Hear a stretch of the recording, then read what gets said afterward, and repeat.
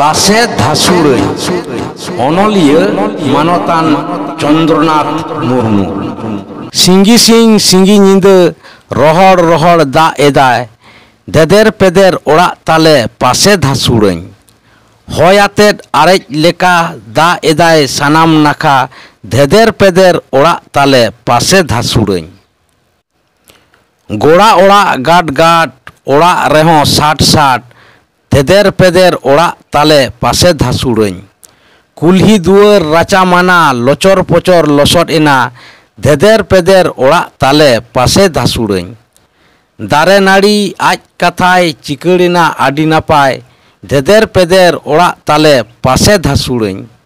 बद बैहर चेहल चेपेल चेले साव हों बानु ñepel धेदेर पेदेर ओड़ा ताले पासे धासुड़ई ओड़ा पिंड ले कना बतर गेचो बुझाग कना धेदेर पेदेर ओड़ा ताले पासे धासुड़ई तुड़ी घुड़ी बिजली मालका जीवी धाको आचका आचका धेदेर पेदेर ओड़ा ताले पासे धासुड़ई रिमिल दोहाय गाज गाजा एकाल इनरे चाण बाजा धेदेर पेदेर ओड़ा ताले पासे धासुड़ई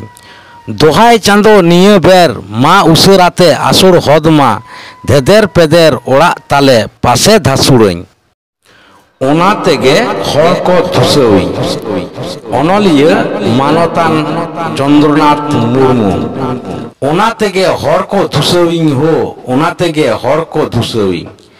आंगा आयुब एहेर जिकी गोदाम रेगिंग जारी सिकी हांडी नुते बहिड़ हासा चाबा किदें इंगे काना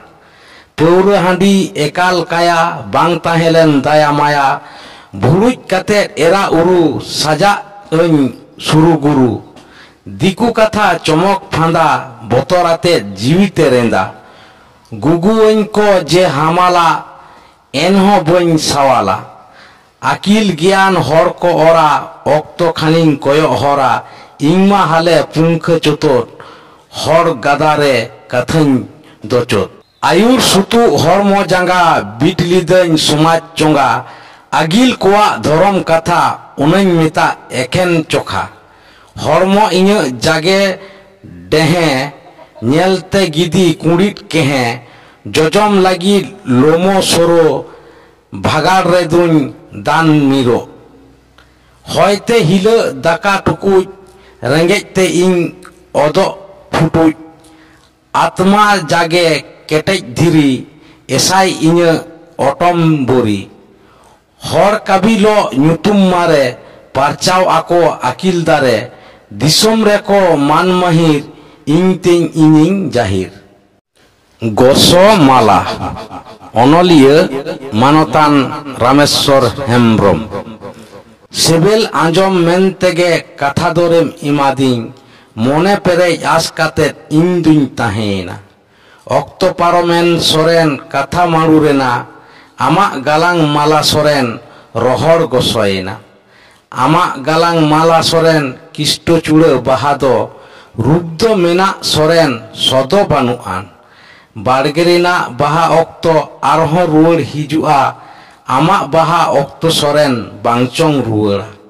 गोसो माला दो सोरेन आलो सेरेम हरोइñ गोसो माला तेदो सोरेन मंदो बानुआन